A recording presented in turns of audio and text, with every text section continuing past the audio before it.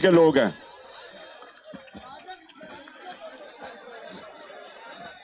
कराची में एक वक्त था कि सारी पाकिस्तान की सियासी तहरीकें कराची से उठती थी। सबसे पहले कराची लीडरशिप लेता था सियासत की, और मैं वो चाहता हूं कि वही कराची वापस अब आए जो एक मुल्क की लीडरशिप लेता था पॉलिटिक्स में भी, और उसके अलावा पाकिस्तान का फाइनेंशियल कैपिटल कराची है।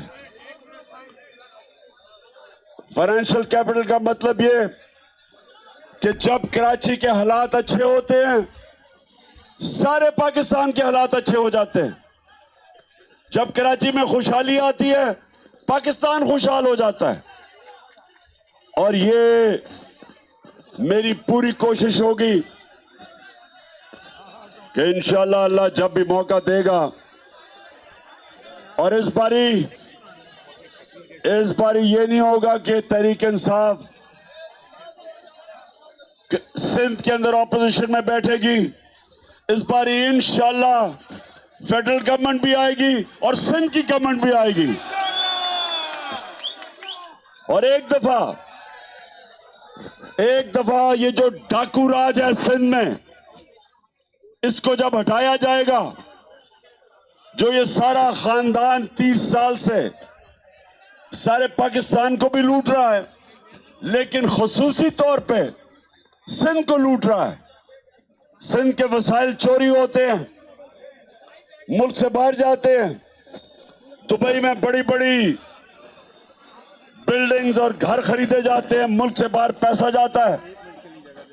कराची जो हालात हैं, कराची के जो हमारा फाइनेंशियल कैपिटल को बनना चाहिए, अगर ये कराची के अंदर इंतशार ना होता और उसके बाद ये जरदारी माफिया इसके ऊपर हावी ना होता, तो ये दुबई जो इतनी तेजी से बढ़ा है, वो दुबई कराची का मुकाबला ना कर सकता।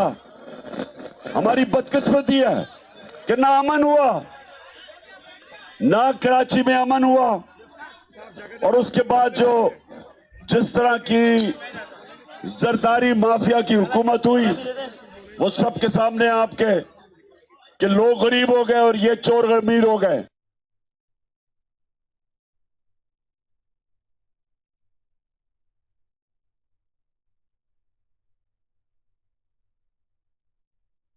करेंगे आज आप घर घर जाएंगे, हर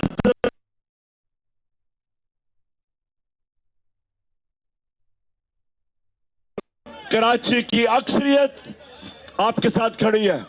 वो चेंज आ रही है, वो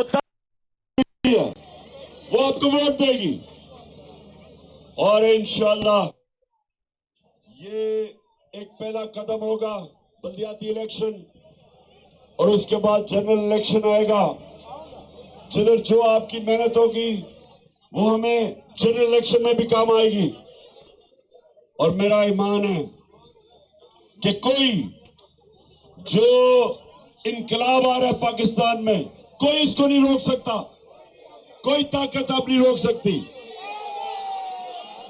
इंशाअल्लाह मेरी कौम में जो शऊर है आज, और पहले ही कराची के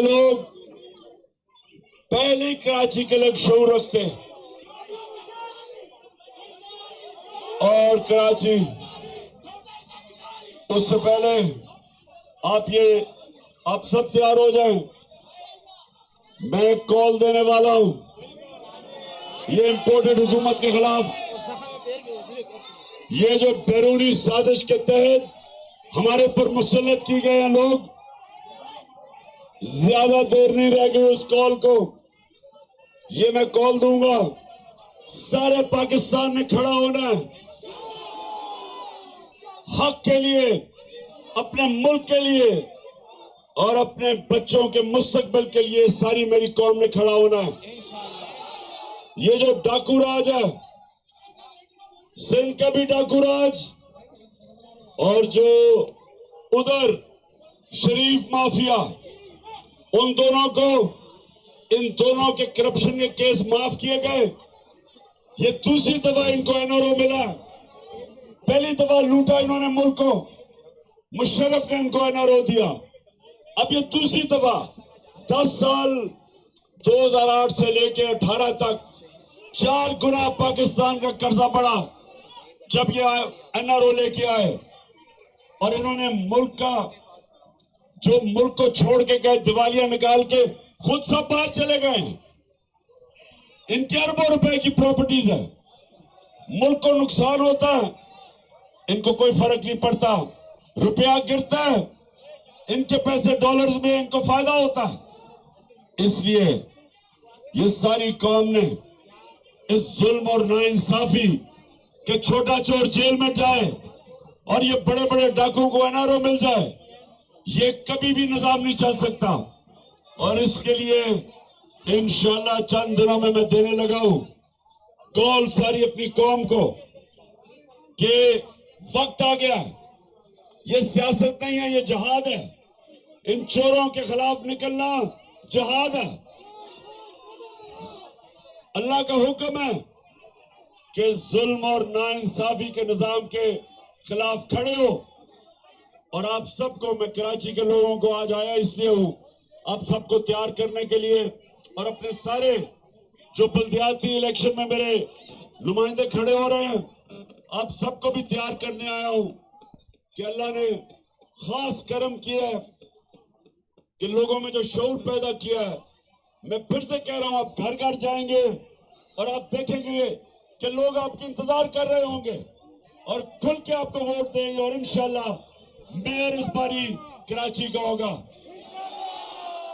अब सब आप अपनी सीटों पे खड़े हो और आपने मेरे साथ हल्फ लेना है। सब खड़े हो।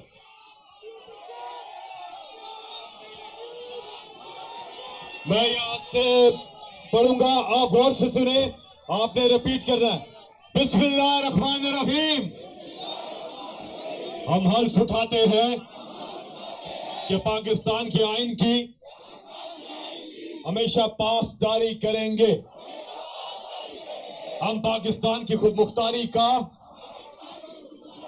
तहफ्फुज करेंगे कि हम कभी भी अल्लाह के सिवा किसी के सामने नहीं झुकेंगे। और हम पाकिस्तान की हकीकी आजादी के इस जिहाद में आखिर तक इमरान खान के साथ जदोजहद करेंगे और हर किस्म की कुर्बानी के लिए